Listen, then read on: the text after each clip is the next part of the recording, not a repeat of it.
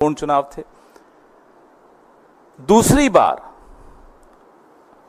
1.5 महीने में, 1 महीने में समझ लीजिए, दूसरी बार भारतीय जनता पार्टी को देश की जनता मजबूती से कुछ संदेश देना चाहती है। लोकसभा चुनाव में संदेश बहुत स्पष्ट था, हुजूर इस कदर भी न इतरा के चलिए। अब 1 महीना हो गया, लोगों ने देखा रवैया में कोई फर्क नहीं है, अभी भी वही ऐंठ, वही घमंड, वही अहंकार। फिर से एक संदेश दिया। उत्तराखंड में हम दोनों सीटें जीत गए, बद्रीनाथ की भी और मंगलोर की भी। हिमाचल में एक थोपा हुआ चुनाव, निर्दलीय 3 विधायकों से इस्तीफा लिया गया, उनसे इस्तीफा करवाया गया, हमारी सरकार को अस्थिर करने का प्रयास किया गया और जनता का पैसा एक थोपे हुए चुनाव पर बर्बाद करवाया गया। आप लोग उसको ऑपरेशन लोटस कहते हो, मैं उसको ऑपरेशन कीचड़ कहता हूं।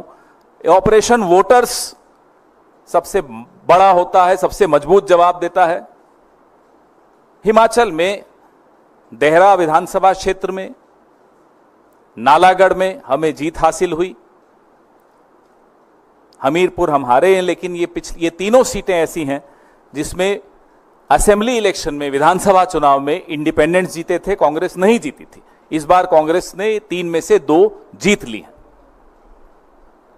और अगर आप कुल मिलाकर 13 की 13 सीटों का आकलन करेंगे तो भारतीय जनता पार्टी को सिर्फ 2 मिली।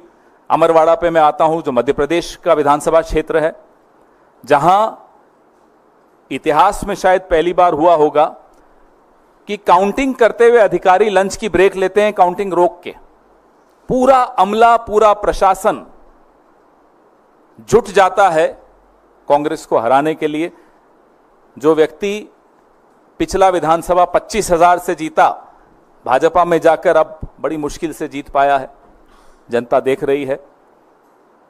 इन तमाम विधानसभा क्षेत्रों के वोटर्स का हम कांग्रेस पार्टी की तरफ से हार्दिक धन्यवाद देते हैं उन्हें कि उन्होंने सबक सिखाया उन लोगों को जो षड्यंत्र कर रहे थे संविधान को कमजोर करने का, संविधान को बदलने का, और चुनी हुई सरकारों को अस्थिर करने का जो षड्यंत्र रच रहे थे, उनको एक करारा जवाब आज जनता ने दिया है। सबसे पहले उनका धन्यवाद। हमारे उत्तराखंड के पीसीसी प्रेसिडेंट करण महाराज जी, यशपाल आर्य जी सीएलपी लीडर, कुमारी शैलजा जी जो प्रभारी महासचिव हैं उत्तराखंड की, और तमाम एआईसीसी के पदाधिकारी, तमाम स्थानीय नेता, तमाम हमारे बेशकीमती वर्कर्स, उन सब की मेहनत से हमें ये दोनों सीटें मिली। हिमाचल में पीसीसी प्रेसिडेंट प्रतिभा जी, हमारे सीएलपी लीडर सुखविंदर सिंह सुक्खू जी, हमारे प्रभारी महासचिव श्री राजीव शुक्ला जी और तमाम एआईसीसी के पदाधिकारी, वहां के स्थानीय नेता, हमारे वर्कर्स, उन सब ने मेहनत की, जी जोर से मेहनत की और ये नतीजे आपके सामने हैं। एक के बाद एक आप देख रहे हैं कि कैसे भारतीय जनता पार्टी की राजनीति को लोग ठुकरा रहे हैं, लोग उसको अस्वीकार कर रहे हैं, क्योंकि उस राजनीति में जवाबदेही का स्थान नहीं है, लोकतांत्रिक प्रक्रियाओं के प्रति सम्मान नहीं है और लोगों के हकों और लोगों के सवालों का जवाब देने की ये जरूरी नहीं समझते प्रधानमंत्री जी, आवश्यक नहीं समझते। वो घमंड, वो आपको इनकी राजनीति में दिखता है। मंगलोर का मैं उदाहरण देना चाहूंगा खास तौर पे। चुनाव के दिन वहां किस तरह का प्रयोग करने की कोशिश की, वो आपके सामने है। कैसे मुस्लिम मतदाताओं को रोकने की पूरी कुचेष्टा की गई। उनका हक है वोट देना, वो उनको रोका गया। आज मैं सोशल मीडिया पे देख रहा था, कई टिप्पणियां भारतीय जनता पार्टी के समर्थक कर रहे थे, अरे मंगलौर तो मुस्लिम बाहुल इलाका है, कांग्रेस को जीतना ही था। तो मैं उनसे पूछना चाहता हूं, बद्रीनाथ 97.68% हिंदू है ना, बात हिंदू मुसलमान की नहीं है, बात है किस तरह की राजनीति आप इस देश पर थोपना चाहते हैं। वो ये देश स्वीकार नहीं करेगा। अयोध्या में जो हुआ आपने देखा, नासिक, रामेश्वरम, रामटेक, बद्रीनाथ, ऐसे तमाम ऐसे कई कई और मैं उदाहरण दे सकता हूं जहां इन्होंने एक तरह से ऐसी राजनीति करने की कोशिश की जिसमें लोगों की रोजमर्रा की जिंदगी से जुड़ी हुई कोई बात का स्थान नहीं था। उन मुद्दों को वो सामने नहीं आने देना चाहते थे। सिर्फ और सिर्फ लोगों को लड़ाकर, विवाद पैदा करके राजनीति करना चाहते थे। उसका आज एक बहुत करारा जवाब लोगों ने दिया है। हमारे मल्लिकार्जुन खड़गे साहब और नेता प्रतिपक्ष राहुल गांधी जी लगातार हम सबको कहते आए हैं कि आराम नहीं करना है, अभी तो शुरुआत है। आने वाले जितने भी 4 असेंबली इलेक्शंस आ रहे हैं, राज्यों के विधानसभा के चुनाव आ रहे हैं, हम पूरे वर्कर्स, हमारे तमाम ऑफिस बेरर्स पूरी मजबूती से काम पर लग गए हैं। एक दिन का भी हम लोग आराम नहीं करेंगे।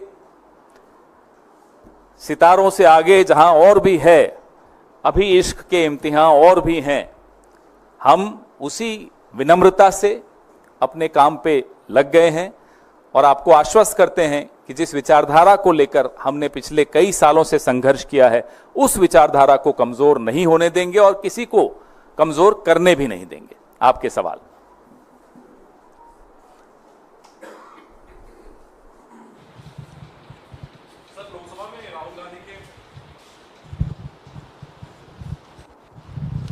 सर 2 सवाल है। एक तो जो उपचुनाव के नतीजे आए हैं, जिस तरह से बीजेपी ने राहुल गांधी को उनके बयान पर घेरने की कोशिश की कि उन्होंने हिंदुओं का अपमान किया, आपको लगता है कि उपचुनाव में कहीं ना कहीं जनता ने इस पर भी अपना एक जनादेश दिया है? लगातार जनता संदेश दे रही है। जनता जीतने वाले को भी संदेश देती है, जनता हारने वाले को भी संदेश देती है। अब आपके ऊपर है कि आप वो संदेश स्वीकारते हैं विनम्रता से या नहीं स्वीकारते। हमने 2014 का संदेश भी स्वीकारा, 2019 का भी स्वीकारा, 2024 का भी स्वीकारा। ये उपचुनावों का भी हम संदेश स्वीकार रहे हैं, उससे सीख ले रहे हैं। क्या नरेंद्र मोदी जी कुछ सीख लेंगे? लगातार उनकी राजनीति को अब ठुकराया जा रहा है, नकारा जा रहा है। अब उनके हाथ में, वो लें तो लें, ना ले तो आने वाले चुनाव में और मालूम पड़ जाएगा। और सर एक सवाल और है, आपके संगठन महासचिव, कांग्रेस के संगठन महासचिव केसी वेणुगोपाल ने एक सोशल मीडिया पर पोस्ट डाला है कि उनके फोन को हैक करने की कोशिश हुई है, उनको एप्पल की तरफ से ये सूचना दी गई है। ये कितना गंभीर मामला है सर, और इसको लेकर के आप लोग क्या कुछ कार्रवाई चाहते हैं? ये वेणुगोपाल जी के साथ पहली बार नहीं हो रहा, उनके साथ ये पहले भी करने की कोशिश की और ये लगातार प्रयास कर रहे हैं। राहुल जी के भी फोन पे एक बार आपको मालूम है हुआ था। हमारे कई नेताओं के फोन इस तरह से हैक करने की कोशिश की और एप्पल की तरफ से अधिकृत चेतावनी आई थी अक्टूबर पिछले साल। मेरे फोन पर भी ये लगातार हम सबके साथ करने की ये कोशिश कर रहे हैं, लेकिन करते रहिए। आप 2024 में आपको मालूम पड़ गया, ये सब करने से कुछ नहीं मिलेगा। जनता देख रही है और भगवान देख रहे हैं। सत्यम शिवम सुंदरम। सर आप, हाँ माइक। Hello hello. हाँ, सर एक सवाल है उपचुनाव से जुड़ा हुआ। अभी उत्तर प्रदेश में भी उपचुनाव होंगे, विधानसभा के बहुत सीटें खाली हैं और राजस्थान में भी होने वाले हैं। दोनों जगह भारतीय जनता पार्टी की सरकार है और यूपी में तो बीजेपी की बड़ी हार हुई है, जहां से उम्मीदें नहीं थी उनको। तो वहां कांग्रेस का प्रोस्पेक्ट क्या देख रहे हैं? और राजस्थान में भी, यूपी के लिए स्पेसिफिक पूछना चाहूँगा कि क्योंकि वहाँ आप समाजवादी पार्टी के साथ अलायंस में हैं, तो कांग्रेस को कहाँ देख रहे हैं सीटों के मामले में? कितनी सीटों पे कांग्रेस लड़ सकती है वहाँ? अभी चुनाव घोषित हुए नहीं हैं, अभी बैठकों का सिलसिला शुरू होगा। कौन किस सीट पे लड़ेगा वो तय होगा, सब आपस में चर्चा करेंगे। उसके बाद इस निष्कर्ष पर तमाम पार्टियां पहुंचेंगी कि कौन सी पार्टी कौन सी सीट पर लड़ रही है, तब फिर चर्चा करेंगे। सर दूसरा सवाल है, ऑल इंडिया मुस्लिम जमात के राष्ट्रीय अध्यक्ष मौलाना मुफ्ती साहबुद्दीन रजवी बरेलवी ने एक बयान दिया है कि सुप्रीम कोर्ट का विरोध नहीं करते, लेकिन मुस्लिम महिलाओं के अधिकारों से किसी को कोई हमदर्दी नहीं, सिर्फ महिलाओं की आड़ में शरीयत की तौहीन होती है। इससे भारत का मुसलमान चिंतित है। मुझे लगता नहीं है कि ये मुद्दा है आज, इस मुद्दे पर मैं आज चर्चा नहीं करूंगा। फिर जरूर किसी और दिन इस पे पूरा स्टडी करके गंभीरता से फिर चर्चा करेंगे। माइक दीजिए इन्हें।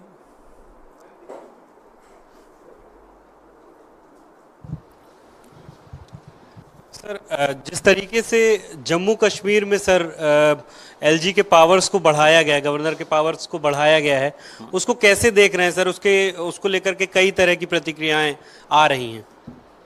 सीधी सीधी बात है, मांग क्या थी, जम्मू कश्मीर के लोगों की क्या मांग थी, विपक्ष की क्या मांग थी?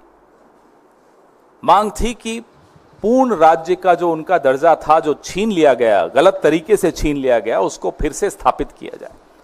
उस मांग को पूरा करने के स्थान पर उल्टा एलजी के पावर्स बढ़ा दिए, उनकी ताकतें बढ़ा दी, एक दिल्ली मॉडल ले आए वहां भी, और जो भी मुख्यमंत्री बनेगा, जो भी सरकार बनेगी, उनकी ताकतें सरकार बनने से पहले ही छीन ली गई।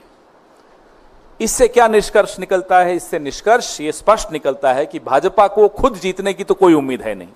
पहले ही उन्होंने एक तरह से सरेंडर कर दिया कि साहब हम तो नहीं जीत रहे, अब जो जीतेगा उसको काम नहीं करने देंगे।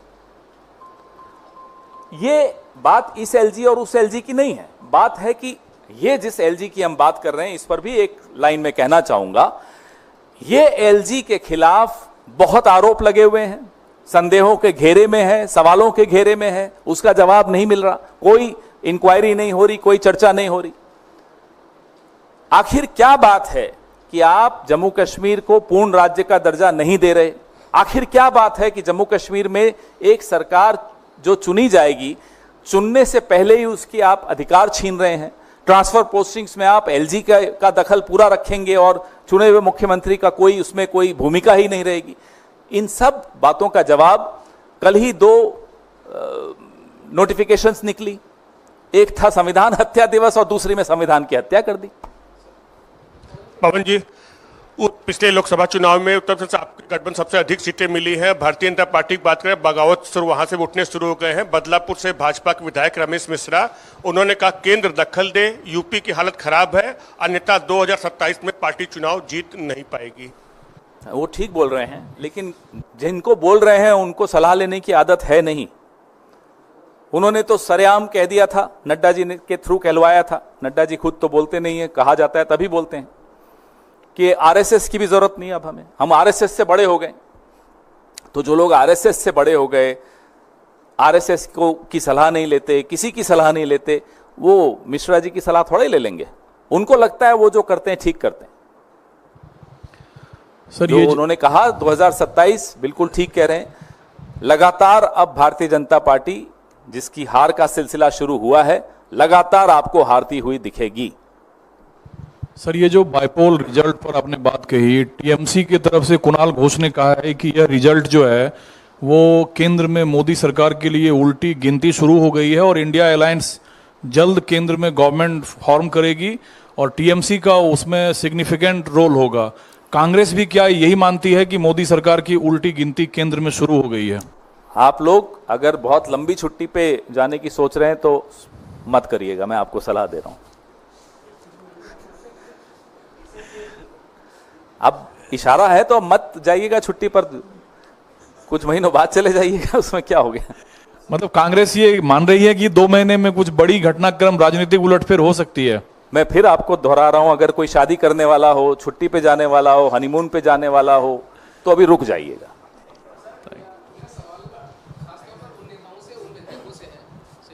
धन्यवाद। मेरा सवाल खासतौर पर उन नेताओं के लिए है और आपसे इसलिए पूछ रहा हूं कि कई साल पहले या कुछ दिनों पहले तक हम सुनते रहे कि अंतरात्मा की आवाज पे ऐसा किया, तो चाहे वो शीतल अंगुराल हो जलंधर वेस्ट से या फिर मुकुटमणि अधिकारी जो रानाघाट दक्षिण से लड़े, ऐसे दल बदल करने वाले नेताओं के लिए आप क्या कहना चाहेंगे? और दूसरा, हमने पिछले साल भी देखा कि सितंबर महीने में जब 6 राज्यों के 7 उपचुनाव हुए थे, जिसमें घोसी की सीट थी और धूपगढ़ी की सीट थी, उसमें भी नतीजे बीजेपी के फेवर में नहीं गए। देखिए, जिस तरह की जोड़ तोड़ की राजनीति पिछले 10 साल के इस दौर में हमने देखी है, इससे पहले बहुत कम ऐसी देखने को मिली। और इस राजनीति को लोग शायद अब नकार रहे हैं, ठुकरा रहे हैं। संदेश लेने वाला अगर संदेश ले ले तो शायद इस तरह की जोड़तोड़ की राजनीति नहीं होगी। महाराष्ट्र में आपने देखा कैसे एक सरकार को गिराया गया, डिस्टेबलाइज किया गया, एजेंसियों का सहारा लेके किया गया, लोकसभा में उसका जवाब मिला, विधानसभा में और मजबूती से जवाब मिलने वाला है। तो ये जवाब लेने वाले को समझना है कि इस तरह की राजनीति पे अब विराम लगना चाहिए। माइक दीजिए।